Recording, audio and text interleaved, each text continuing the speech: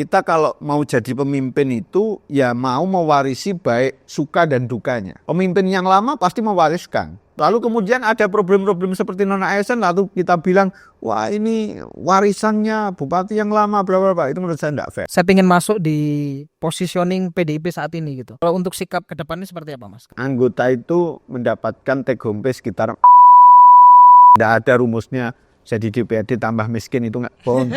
Mas, kalau pusat udah katakan Widarto ketua.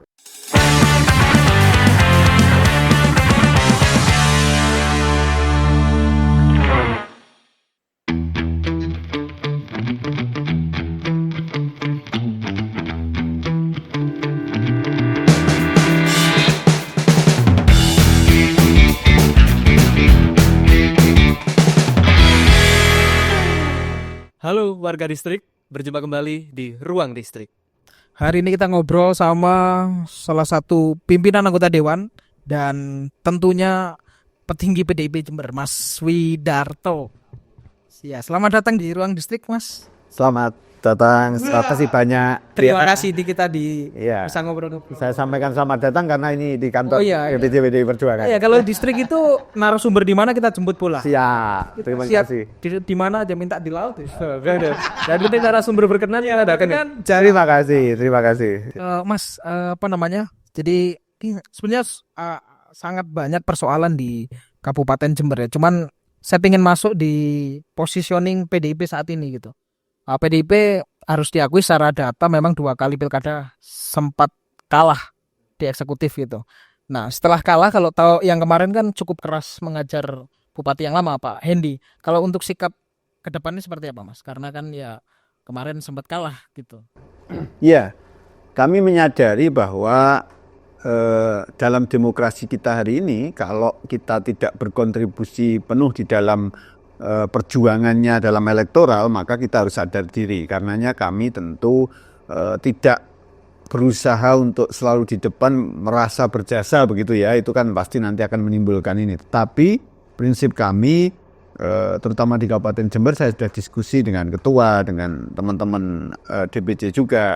Maka kami bersifat kritis konstruktif. Jadi kami tidak ada posisi yang waton suloyo, pokoknya berbeda dengan eksekutif, tidak. Tetapi kalau hal-hal yang memang sudah positioningnya tepat, memang menguntungkan kepentingan masyarakat banyak, tentu akan kami dukung. Pada sisi yang lain, kalau kebijakan program bupati menyimpang dari visi misinya, dari program yang sudah disampaikan pada saat kampanye, kemudian yang sudah nanti sebentar lagi mewujud dalam RPJMD, lalu kemudian keluar dari koridor itu, ya tentu kami akan berikan kritik, akan berikan masukan. Dan yang paling penting, tidak sekedar kritik, kami terbiasa memberikan kritik sekaligus sebisa mungkin memberikan solusi.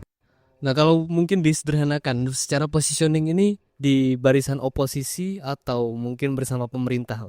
Kalau disederhanakan mungkin bisa terlihat seperti gambarannya peta nasional lah. Di nasional kan kita juga mendukung beberapa hal program pemerintah ya.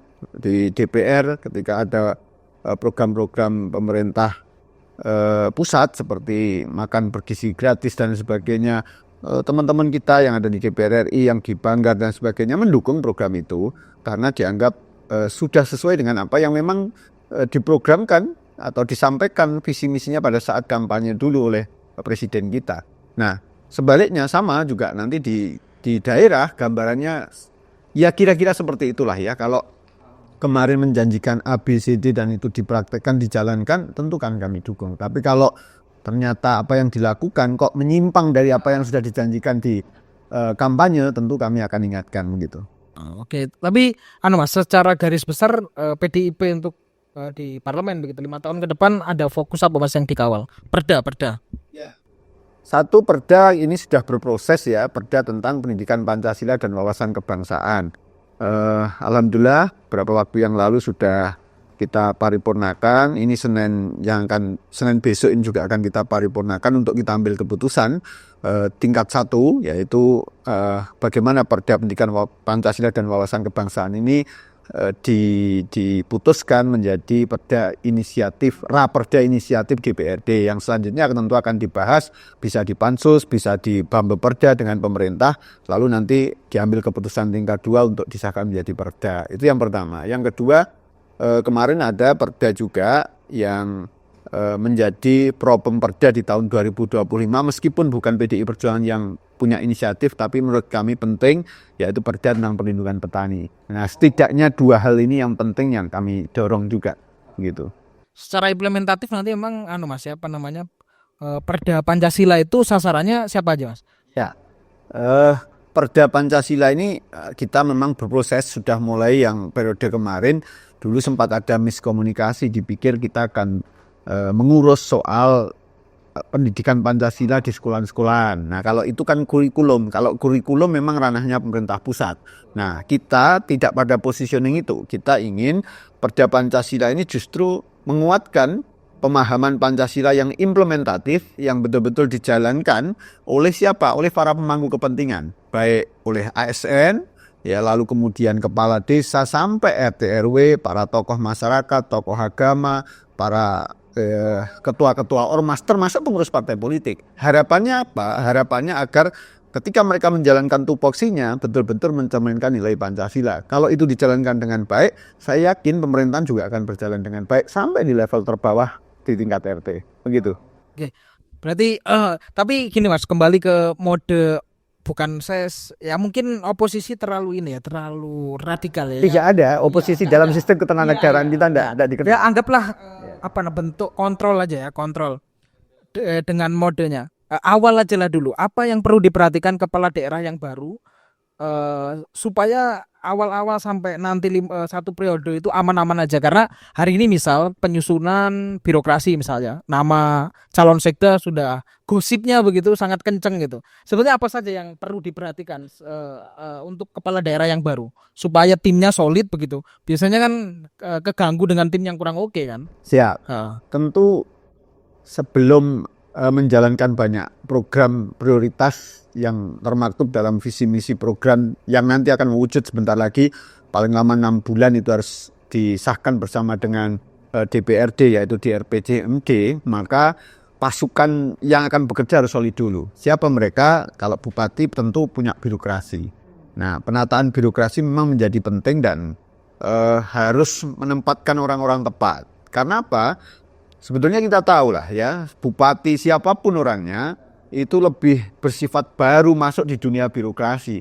Sedangkan birokrasi sendiri sudah lama menggeluti di bidang yang sama. Dia tahu titik komanya di mana soal kebijakan, soal anggaran dan lain sebagainya. Sedangkan sekali lagi bupati, wakil bupati seringkali masuk di dunia baru dan juga tidak mungkin akan membaca sangat detail sampai urusan yang sangat kecil di semua aturan, semua kebijakan program itu. Karenanya pertama saya sarankan, meskipun ini kami sekali lagi bukan di dalam ya, pilihlah orang-orang yang sangat setia pada bupati. Karena sekali lagi berbahaya itu, kita ingat dulu pada saat COVID Pak Endi ya, kita ingat bagaimana honor COVID ya, honor pemakaman itu. Itu kan kami membayangkan memang tidak mungkin seorang bupati akan membaca sampai detail poin-poin apakah ini. Nah, ternyata begitu meledos baru ketahuan. Wah, ini berbahaya. Jadi pertama itu. Tapi yang kedua, selain soal birokrasi, kami ingin ingatkan bahwa tantangan pemerintah ini memang tidak mudah. Karena kita akan menghadapi keterbatasan fiskal. Ini baik pemerintah pusat maupun daerah. Nah, saya berharap sih tidak akan terganggu soal layanan dasar. Seperti pendidikan, kesehatan, infrastruktur. Dan ini ada problem yang harus segera diselesaikan juga soal non-ASN.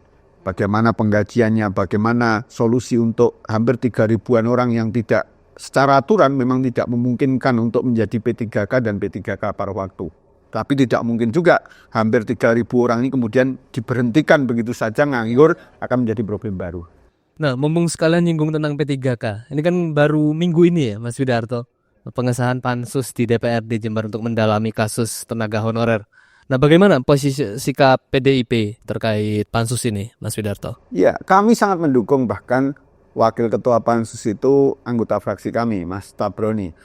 Kami ingin yang pertama dipastikan dulu datanya. Karena data ini problem ya, dan kita tentu tidak bisa bekerja terlalu jauh kalau datanya sendiri tidak valid. Kalau datanya selalu bergerak, berapa nanti yang saat ini, yang kemarin, mohon maaf diulangi, dari kemarin yang awal itu mendaftar PNS, ya, tetapi tidak diterima dan dia ada di database BKN.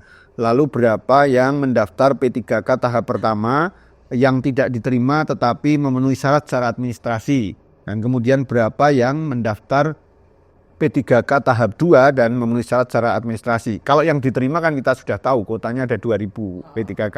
Nah, lalu yang terakhir berapa orang yang tidak lolos administrasi, baik mendaftar sebagai PNS ya, maupun mendaftar P3K tahap 1 atau mendaftar P3K tahap 2. Nah, ini yang hitungan saya hampir 3.000 orang ini yang harus dicarikan solusi. Tapi data validnya sekali lagi bisa digali nanti oleh teman-teman Pansus. Jadi ada problem juga yang harus segera diselesaikan soal gaji atau honor teman-teman non-ASN. Ini ya sudah clear sebetulnya boleh bagi mereka yang satu ada di database BKN, yang kedua teman-teman non-ASN yang sedang berjuang mengikuti baik seleksi PNS kemarin, terus kemudian seleksi P3K tahap 1 dan seleksi P3K tahap 2 itu clear bisa digaji. Kami kemarin juga diskusi dengan Dirjen Keuangan Daerah di Kemendagri, tiga ruang itu, 3 komponen itulah yang bisa dicairkan sebetulnya gajinya dan bisa diperpanjang sampai selesainya seleksi P3K tahap 2 nanti. Nah, untuk pos anggaran sendiri di Kabupaten Jember itu sebenarnya ada atau tidak? Sebetulnya kalau honor teman-teman non-ASN itu sudah disiapkan. Sudah disiapkan mulai kemarin pada saat pembahasan APBD 2025. Aman kalau soal itu. Cuma soal keberanian bagaimana mengeksekusi ketika kemarin suratnya Menpan-RB awalnya hanya perintah untuk menganggarkan, belum ada perintah bayar. Tapi ketika saya secara pribadi sebetulnya sejak awal mendorong, logikanya kalau ada perintah menganggarkan itu pasti ada perintah bayar. Dan betul kemarin kami diskusi di Kemendagri, betul ketika pemerintah pusat memberikan arahan, memberikan surat edaran untuk menganggarkan, itu di atasnya pasti ada unsur menimbang, mengingat dan sebagainya yang sebagai dasar hukum. Artinya dasar hukumnya ada untuk menganggarkan kemudian juga mencairkan. Jadi kalau ditanya dasar hukumnya kami mencairkan apa? Membayarkan honor. Pasti ada, karena dasar hukumnya menganggarkan itu sudah ada. Berarti ada dasar hukum untuk membayarkan. Nah, itu cuma soal keberanian sekali lagi. Padahal namanya pemimpin harus ada keberanian. BKPSDM terakhir jawabannya gimana soal harus dicairkan untuk tenaga non-honorer, Mas? Ya, mereka sudah mengakui ini bisa dicairkan berdasarkan surat Kemendagri tanggal 14 Februari itu. Dan kemarin teman-teman Komisi A sudah datang juga di pemerintah pusat. Kami sekali lagi pimpinan DPRD kemarin juga sudah datang di Dirjen Keuda di Kemendagri dan clear itu sekali lagi untuk 3 komponen tadi, mereka yang ada di database BKN, mereka yang sedang berjuang ya untuk kemarin daftar di PNS, mereka yang sedang berjuang untuk mengikuti seleksi P3K baik tahap 1 tahap 2 itu bisa diperpanjang dan bisa dibayarkan honornya. Tetapi memang ada problem bagi mereka yang tidak bisa mengikuti seleksi baik PNS maupun P3K tahap 1 tahap 2 tidak lolos administrasi karena mungkin tidak masuk database BKN dan lain sebagainya. Ini yang perlu dicarikan solusi nanti di Pansus. Oke, anggaplah itu clear, Mas, dicairkan gaji. Tapi ada problem baru lagi bahwa kan nggak boleh, sudah pengangkatan nggak boleh dilakukan. Nanti way out-nya seperti apa? Karena ini ada yang bilang harus outsourcing, harus macam-macam. Bagaimana jalan yang ditawarkan gitu ketika memang ada banyak kepala yang dirumahkan kan posisi hari ini? Betul. Kalau yang mereka bisa mengikuti seleksi P3K ya atau mengikuti seleksi PNS kemarin, P3K sekali lagi tahap 1 dan 2, kalaupun tidak lolos, pemerintah pusat Menpan-RB sudah memberikan surat edaran, mereka akan dijadikan P3K paruh waktu. Meskipun sebetulnya P3K paruh waktu ini juga tidak ada di undang-undang kita, Undang-Undang 20/2023, tapi sudah diberikan ruang itu untuk kemudian menjadi landasan hukum teman-teman pemerintah daerah untuk memperpanjang atau mengangkat kembali di tahun 2025 sekali lagi menjadi P3K paruh waktu dengan ketentuan bahwa P3K paruh waktu ini penggajiannya atau honornya disesuaikan dengan kemampuan keuangan daerah. Artinya kalau Jember harusnya sesuai dengan gaji atau honor yang diterima pada tahun sebelumnya. Karena kan faktanya sudah kita anggarkan di tahun 2025 ini sama dengan penganggaran di tahun sebelumnya. Memang sekali lagi menjadi problem berulang kali kami sampaikan tadi bagi teman-teman ribuan yang tidak ada di database BKN yang tidak bisa mengikuti seleksi P3K baik tahap 1 maupun tahap 2. Lah ini way out-nya yang harus kita pikirkan. Ada opsi-opsi seperti selama ini sebetulnya sudah dijalankan juga oleh pemerintah, baik pemerintah pusat, pemerintah provinsi misalkan DKI dan sebagainya, termasuk di lembaga-lembaga yang lain. Apa itu? Kontrak perorangan, Mas. Oh, itu secara dasar hukum bisa dilakukan, Mas ya? Bisa dilakukan karena faktanya misalkan penjaga pintu air kalau kita bicara di Jakarta, di DKJ ya, daerah khusus Jakarta, itu mereka kan tidak bekerja terus-menerus. Mereka dikontrak hanya ketika memang dibutuhkan tenaganya tadi itu. Nah, itu bisa kontrak dibayar. Tapi apakah 12 bulan, apakah hanya sesuai dengan ketika dia bekerja baru dibayar dan sebagainya, nanti kita diskusikan di dalam pansus, kita carikan. Tapi prinsipnya masih bisa tetap bekerja. Dan tolong diingat sekali lagi, kalau saya sih berharap bukan outsourcing, karena kalau outsourcing sudah pasti akan dikunci oleh beberapa jenis pekerjaan saja. Ya, hanya kalau tidak salah 4 jenis pekerjaan itu. Pramusaji, terus keamanan, driver, ya, sama OB. Nah itu hanya terkunci 4 itu. Padahal kita ini yang hampir 3.000-an orang itu ada tenaga administrasi, bahkan ada guru, ada tenaga kesehatan. Maka harus dicarikan solusi bahwa ini semacam saja outsourcing, tapi bukan outsourcing. Dan menurut saya jika memungkinkan kita belajar seperti contoh tadi, tidak perlu pakai pihak ketiga. Karena kalau langsung ke perorangan. Ya, kontrak perorangan. Karena kalau pakai pihak ketiga tentu akan ada pemborosan anggaran juga. Karena namanya pihak ketiganya pasti akan cari untung. Daripada begitu ngapain kita tidak kontrak perorangan saja, kan begitu. Tapi Mas, soal non ASN ini memang atau honorer kan ada banyak pihak kemudian mendiskusikan bahwa kekacauan ini dimulai karena ada unsur politis begitu. Ada ya bisa disebut ada tuduhan bahwa ini ada memang main begitu, pendataannya ada main dan ada sejumlah tenaga non honorer yang memang khusus dapat jalur khusus. Bagaimana? Tiba masuk kan? Ya, soal kesemrawutan data mungkin ada oknum-oknum yang bermain. Kami sih mendapatkan laporan dari beberapa pihak memang itu terjadi. Tetapi saya meyakini itu tidak sesuatu yang sistematis dan masif, tidak.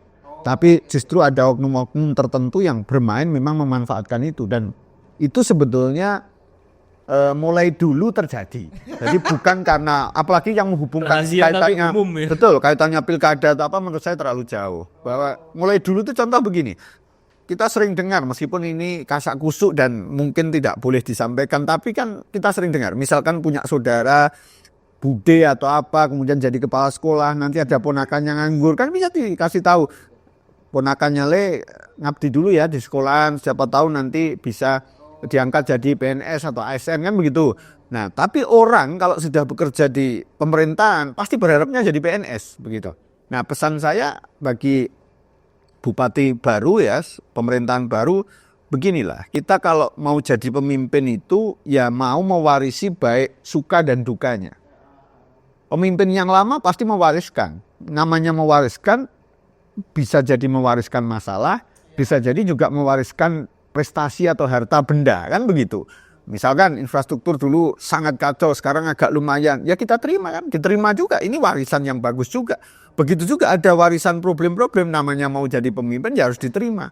Jadi nggak fair kalau kita kemudian yang bagus-bagus kita warisi, misalkan alun-alun, infrastrukturnya sudah lumayan bagus, lalu kita warisi, kita terima begitu saja.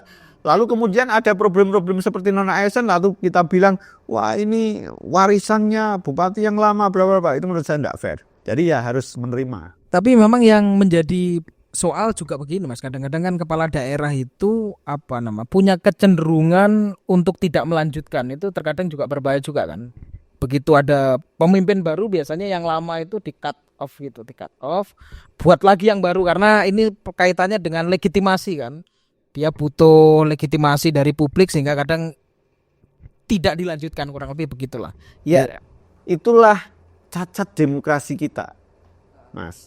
Dan itulah kegagalan calon pemimpin kita memahami sistem pemerintahan. Itu sebenarnya tidak mungkin terjadi kalau semuanya calon pemimpin kita itu memahami tata pemerintahan kita. Apa maksud saya? Mas, ketika seseorang mau mencalonkan bupati, gubernur, itu ada hal-hal yang mengikat pada dirinya. Apa? Membuat visi, misi, dan program prioritas. Mereka harus menyesuaikan dengan rencana pembangunan jangka panjang daerah. Kalau Jember misalkan 2025-2045. Nah, itu harus sudah melihat ke sana. Lalu kemudian menyesuaikan juga dengan RPJP provinsi. Menyesuaikan juga dengan RPJP nasional. Tidak boleh keluar dari itu. Nanti kita menyusun RPJM daerah, RPJMD 2025-2030 juga sama. Kita harus melihat dari provinsi.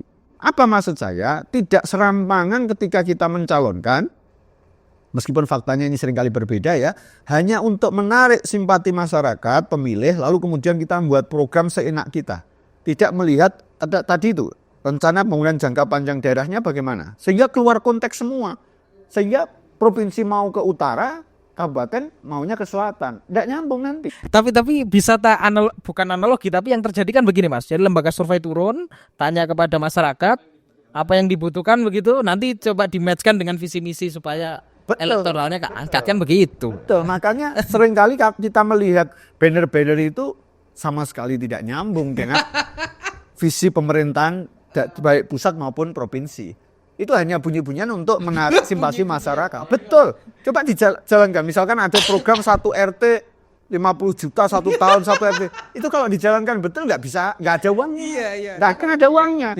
Tapi hanya untuk menyenangkan, menarik simpati dari publik, dari pemilih, lalu itu dibuat di banner-banner ditayangkan begitu. Faktanya saya jamin tidak bisa dijalankan karena tidak ada uangnya. Iya. Karena memang program itu tersekat banyak hal. Salah satunya adalah kekuatan anggaran yang saya tahu begitu. Selain tadi ya terkunci rancangan pembangunan jangka panjang ya, tapi anggaran juga. Sebagai contoh misalkan begini, kalau saya misalkan mencalonkan bupati, lalu saya bilang kita akan buat tol, lanjutkan tol Leces melalui Jember.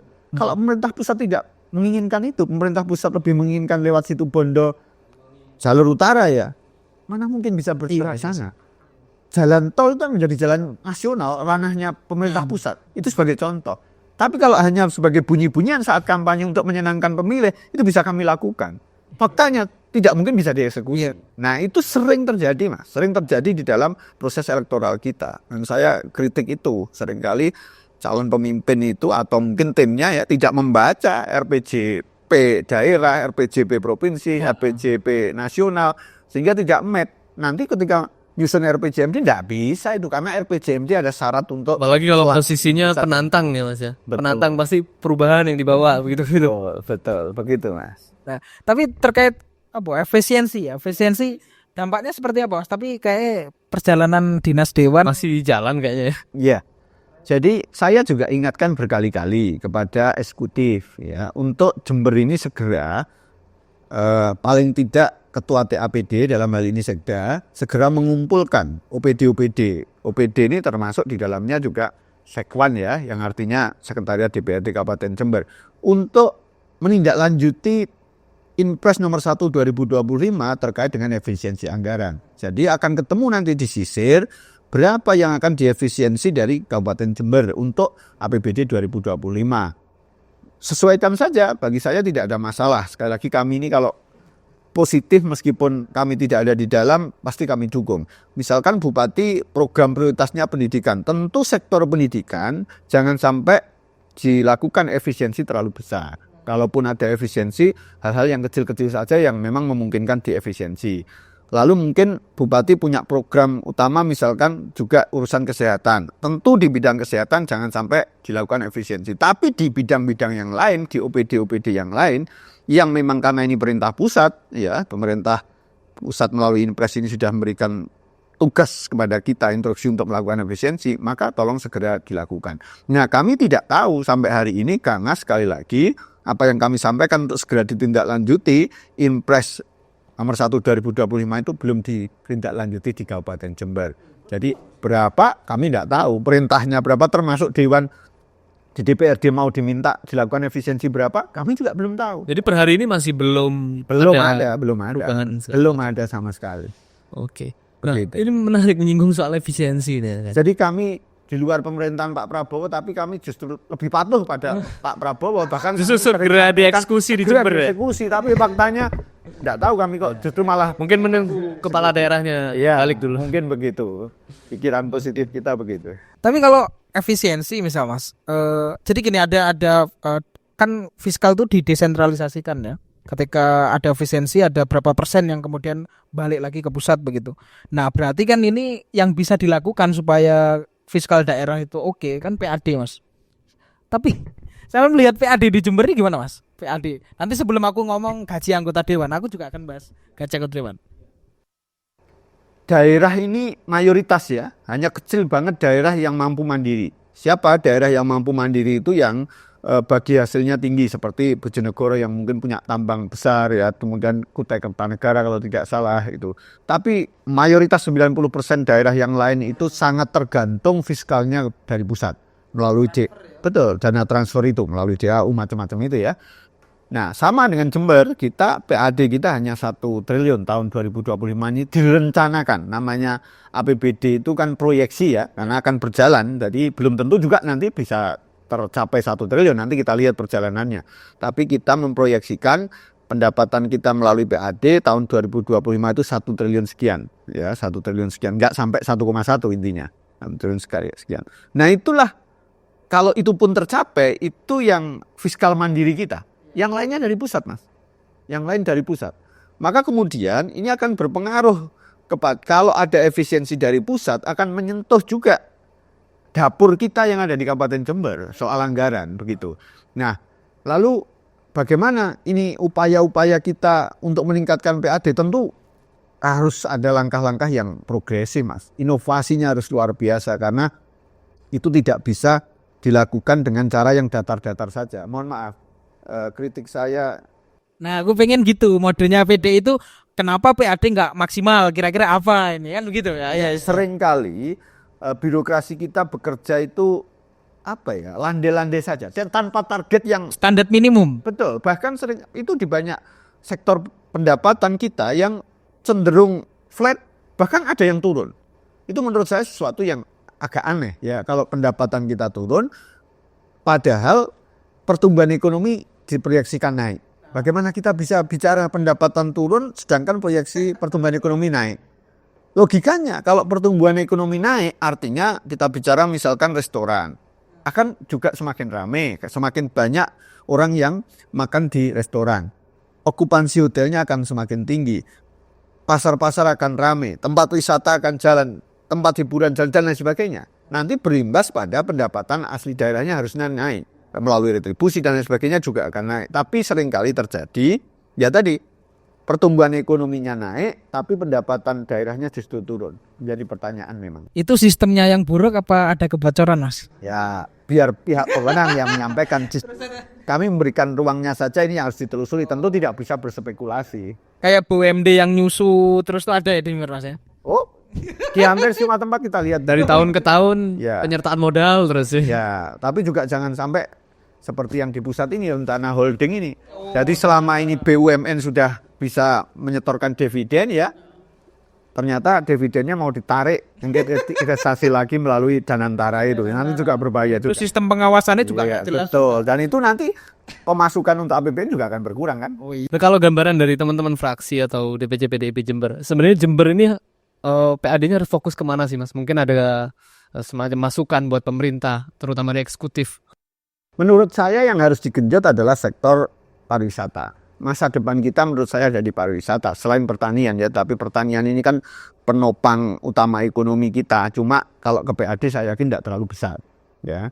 Nah, kenapa pariwisata? Di sektor pariwisata ini ada beberapa sektor-sektor lain yang terkait. Contoh, dunia travel itu sangat terkait dengan pariwisata. Okupansi penginapan, baik hotel, penginapan-penginapan kecil, yang lain-lain itu yang sekarang sudah mulai marak, itu akan terkait. lalu kemudian pelaku seni budaya. Kalau kemudian pariwisata itu dihubungkan juga dengan pelaku budaya, pelaku kesenian, maka akan menghidupkan juga para pelaku seni budaya. Selanjutnya mereka yang bekerja di sektor kuliner. Biasanya, dan bukan biasanya ya, pariwisata, wisatawan ketika datang di Jember, maka dia pasti membutuhkan makan. Gitu. Nah, maka ketika wisatawan semakin ramai di Jember, dunia pariwisata bergairah, maka dunia kuliner juga akan berjalan. Belum lagi sektor-sektor kecil yang lain seperti petugas parkir, petugas pengelola pariwisata, dan lain sebagainya, termasuk UMKM. Karena kita harus bisa menghubungkan di tempat-tempat atau destinasi wisata, kemudian dijajakan juga, jual belikan juga produk-produk dari UMKM Jember. Nah, sehingga banyak sekali sektor yang terhubung dengan sektor pariwisata, termasuk di dalamnya tentu retribusi kepada daerah juga akan tinggi. Maka kami sih berharap siapapun pemerintahnya, ini menyangkut masyarakat dan Jember, daerah Jember ke depan, inovasi di sektor pariwisata menurut saya penting agar bisa mendongkrak pendapatan asli daerah kita dan ke depan termasuk kesejahteraan masyarakat. Tapi memang kalau pariwisata kan yang paling dekat dan sering dibandingkan kan Banyuwangi Mas ya. Dan tahapannya saya lihat memang butuh waktu karena dia bicara infrastruktur, bicara kesiapan SDM mengelola pariwisata kan begitu, baru promo gitu. Terkadang ini kalau di medsos sebutlah Gen Z, seringkali terbalik, promosinya kenceng, orang tahu wisata begini-begini, tapi ketika datang kok jelek gitu. Fasilitasnya buruk kan begitu, itu juga bumerang kan. Pariwisata menurut saya harus dikerjakan bersamaan, simultan. Tidak boleh berjalan sebagian-sebagian. Contoh tadi misalkan promosi dulu, lalu baru diperbaiki infrastrukturnya, baru masyarakatnya sadar wisatanya dikerjakan. Tidak bisa, harus bersamaan. Kenapa? Kita bisa bayangkan destinasi wisatanya kita perbaiki, tapi tahun ini misalkan, tahun depannya baru infrastrukturnya, nanti ketika destinasi infrastrukturnya sudah bagus, destinasi wisatanya sudah rusak. Sebaliknya misalkan, sekarang infrastrukturnya yang kita perbaiki, ke depan baru kita promosikan, ketika promosinya sudah ramai, infrastrukturnya sudah rusak. Begitu juga dengan masyarakat sadar wisatanya. Jadi harus bersamaan. Tidak boleh dikerjakan satu, nanti yang satunya sudah bagus, yang satunya rusak lagi. Jadi harus simultan bersamaan. Promosinya, masyarakatnya juga harus sadar wisata. Karena kita tahu ya ketika destinasi bagus sekalipun, kalau kemudian orang datang ke Jember lalu kemudian tanggapan masyarakatnya kita tidak welcome, tidak ramah, ditanya tempat wisata ini di mana, jawabnya saja acuh tak acuh, pasti yang mau datang ke Jember juga ogah-ogahan. Begitu juga kalau infrastrukturnya tidak baik, tentu bagaimana kita mau hadir di tempat wisata itu kalau jalannya saja misalkan sulit dan lain sebagainya. Begitu, jadi dikerjakan bersamaan. Iya. Mas, kemarin Mas Widarto ini orasi, jadi kayak zaman mahasiswa lagi saya lihat. Hujan-hujanan ya. Hujan-hujanan orasinya banyak yang appreciate. Wah, orasinya oke juga. Nggak tahu kalau aktivis juga ternyata. Tujuannya apa Mas? Kangen turun ke jalan atau gimana ya? Enggak, sebetulnya tugas saja. Okay. Karena kebetulan teman-teman kita yang ada di DPRD ada tugas-tugas lain karena berbarengan hari sebelumnya kan pelantikan Bupati di Jakarta dan ada tugas-tugas lain menyelesaikan soal honorer non-ASN tadi begitu, sehingga yang di Jember itu hanya pimpinan hanya saya dan kemudian dengan teman-teman Komisi B, karenanya kami mendapatkan tugas. Nah, kami mendapatkan tugas karena saya sebagai pimpinan tentu harus pertama memberikan penyampaian tanggapan kepada teman-teman mahasiswa. Jadi soal kenapa kok saya dan kebetulan saja, tapi bahwa kami mengapresiasi itu ya memang kami sejak awal mendukung gerakan teman-teman. Nah, soal kemudian kok bisa orasi atau apa, ya kami dibesarkan di dunia pergerakan juga. Jadi ada basic itulah. Jadi ya agak kangen-kangenan juga sebetulnya. Nah, ini udah makin menjurus ke personal nih. Iya. Nah, kita pengen bahas lagi yang lebih personal nih. Mas Widarto, kan jenengan DPRD periode pertama ini ya? Betul. Periode pertama. Bisa dibuka nggak ke kita berapa sih sebenarnya take home pay anggota DPRD Kabupaten Jember? Tapi tak kasih bridging dulu karena gini Mas, image ya. Jadi kita aktivis itu memahami bahwa yang selalu jadi sasaran tembak di gerakan itu legislatif sama eksekutif. Padahal ada yang pemain hebat tadi, ada birokrasi, ada gerbang birokrasi ya. Dengan tekanan massa dan sering kali diolok-olok gitu. Nah, teman-teman tanya, "Wow, dewan enak dan sebagainya." Kita perlu detail ya, Mas. Apa fasilitasnya? Jadi setahu saya anggota itu mendapatkan take home pay sekitar 40 juta sekian. Artinya nggak sampai 41 tapi 40 juta lebih dikit ya. Sebaliknya pimpinan ya, ketua, wakil ketua itu karena mendapatkan fasilitas mobil dinas, maka tunjangan untuk mobil dinas tidak dikasihkan karena kan sudah mendapatkan mobilnya. Sehingga dikurangi, kami itu mendapatkan sekitar 36 juta. Itu take home pay kami ya. Itu bedanya. Jadi kok lebih besar anggota? Iya, karena kami dibawahi mobil dinas, diberikan mobil dinas, sedangkan anggota tidak. Jadi itu yang membedakan. Nah, ada juga pertanyaan bagaimana yang jabat ABCD di ketua komisi misalnya dan sebagainya. Itu tunjangannya kecil. Kecil itu dalam angka ratusan ribu ya. Ada kalau tidak salah saya 160 atau 200 ribu untuk jabatan-jabatan itu. Jadi tidak terlalu signifikan. Itu kalau dari sisi pendapatan ya. Tapi sekali lagi itu pun juga harus kita apresiasi, itu pun tentu juga kita syukuri ya. Karena saya yakinilah tidak ada rumusnya jadi DPRD tambah miskin itu nggak bohong. Ya? Nanti kan akan kelihatan di LHKPN-nya. Jadi kita diwajibkan tiap tahun untuk melaporkan laporan harta kekayaan kita kepada KPK dan itu bisa ditelusuri. Sehingga saya meyakini buktinya masih ada yang nyalon terus kayaknya. Jadi kalau jadi DPRD terus bilang kami tambah miskin, menurut saya itu tidak benar. Tapi apakah kemudian fasilitasnya bermewah-mewahan ya, termasuk take home pay yang didapatkan terlalu besar untuk bisa sangat kaya, menurut saya tidak. Kenapa? Tadi saya baru bilang pendapatan, Mas. Sekarang dicacah pengeluaran. Iya. Jadi biar fair juga kan. Kalau saya sih sebetulnya sejak mulai kampanye itu sudah saya sampaikan, Mas. Jadi dulu ini sekedar pendidikan politik juga ya. Mohon maaf. Jadi agak panjang. Dulu saya saat kampanye saya sampaikan kalau kami disuruh bangun ABCD pada saat kampanye, mohon maaf kami angkat tangan. Kenapa? Saya beberkan nanti take home pay kita jadi anggota DPRD itu sekitar sekian. Contoh anggap saja tadi 36 juta tadi ya. Namanya anggota DPRD itu diperintahkan dulu kan nyalon itu tidak bisa ada calon anggota DPRD perseorangan kan tidak ada. Calon anggota DPRD semuanya dari partai politik. Maka pasti ada iuran partai.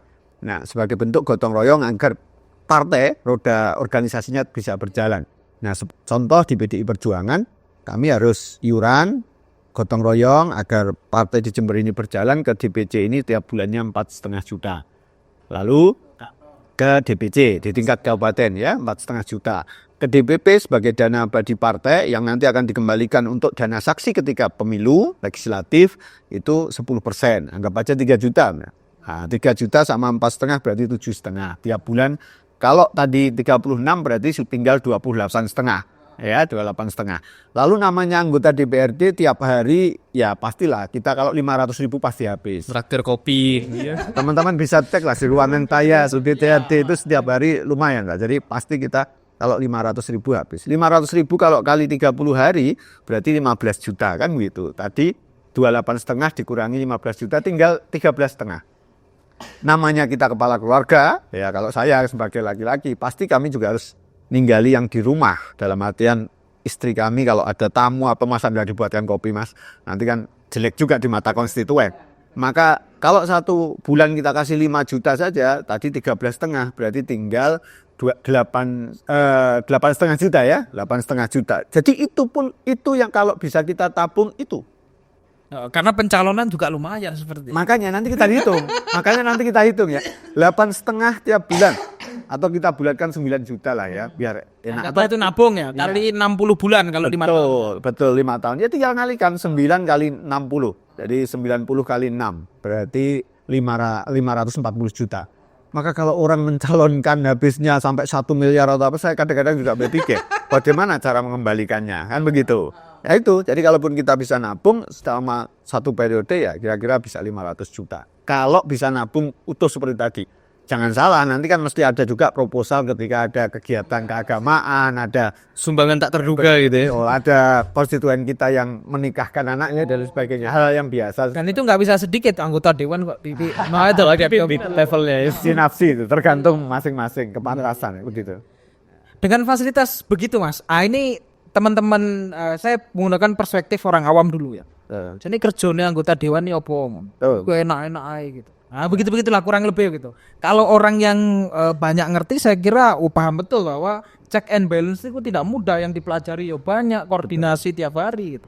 Kira-kira spesifik lah, orang awam perlu tahu loh Mas anggota dewan ini lapo ya sih, ngono. Betul.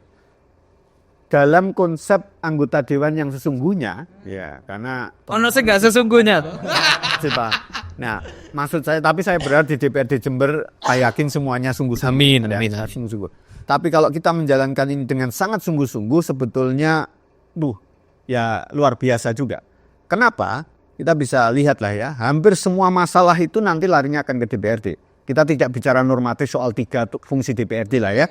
Fungsi itu anggaran, fungsi legislasi, fungsi pengawasan, kan itu terlalu normatif.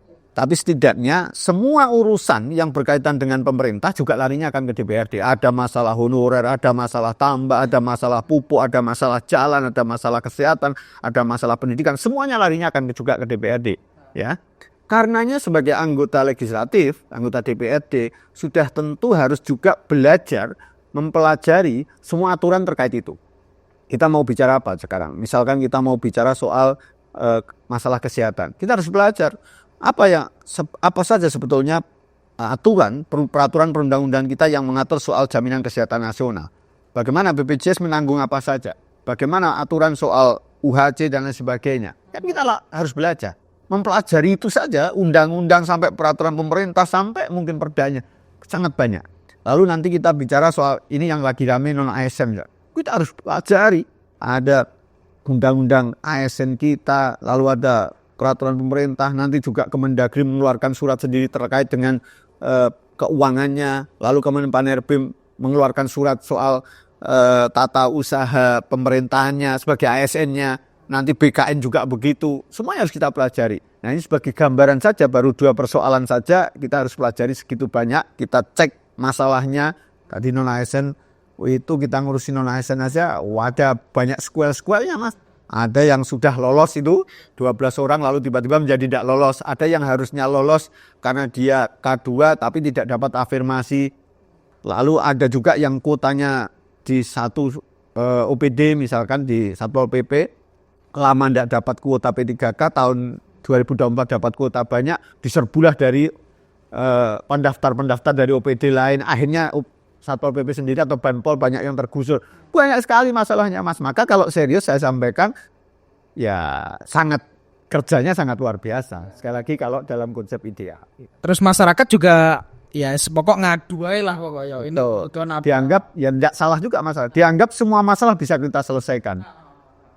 Padahal ada ranahnya eksekutif, ada ranahnya legislatif, ada ranahnya pemerintah kabupaten, ada ranahnya pemerintah provinsi, ada ranahnya pemerintah pusat. Tapi rakyat memang taunya yang dekat kita, ya kita semuanya di ini. Begitu. Udah kalau diterusin kayaknya sampai pagi kita diskusi sama Mas Widarto ya.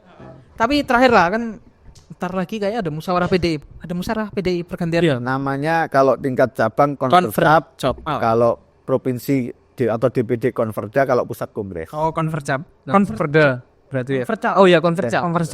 Berarti siapa calon kuatnya? Apa tetap Pak Komandante ini? Iya. Kalau kami, saya secara pribadi saya tidak berani mewakili yang lain. Ya, kami masih berharap Pak Ketua, Pak Arief Wibowo sekaligus Wasekjen ini masih memimpin di Jember. Karena dalam filosofi kami namanya pemimpin tuh, kami orang Jawa ya, ada filosofi Jawa yang kami anut yaitu ngayomi, ngayemi, dan sebisa mungkin ngayani. Nah, tiga-tiganya harus bisa ada di dalam seorang pemimpin. Mungkin sudah ada beberapa kader di Jember ini yang sudah bisa belajar ngayomi, ngayemi, tapi jujur saja ngayani pengurus yang hampir 8.000 tidak mudah. Urusan finansial semakin mengerucut kalau udah ngayani. Ngayani 8.000 di Jember ini pengurus PDI Perjuangan hampir 8.000 orang, dan itu tentu tidak mudah untuk ngayani lah. Kalau ngayemi mungkin masih bisa lah, tapi ngayaninya agak berat, apalagi cuma sekelas DPRD Kabupaten Mas. Ya, tapi kan kalau PDI menganut demokrasi terpimpin Mas. Kalau pusat udah katakan Widarto ketua. Ya, kalau perintah ketua umum, perintah DPP ya tentu siapapun kadernya harus siap. Oke, siap. Jadi kayak clickbait. Ya. Oke. Terima kasih banyak Mas Widarto. Sama-sama, terima kasih. Ya, semoga pansus ASN ini Ya, di solusinya tadi solusinya sebenarnya menemukan titik terang lah dan kebijakan-kebijakan lainnya. Warga distrik, terima kasih juga sudah ngikutin Ruang Distrik hari ini. Sampai jumpa di Ruang Distrik berikutnya.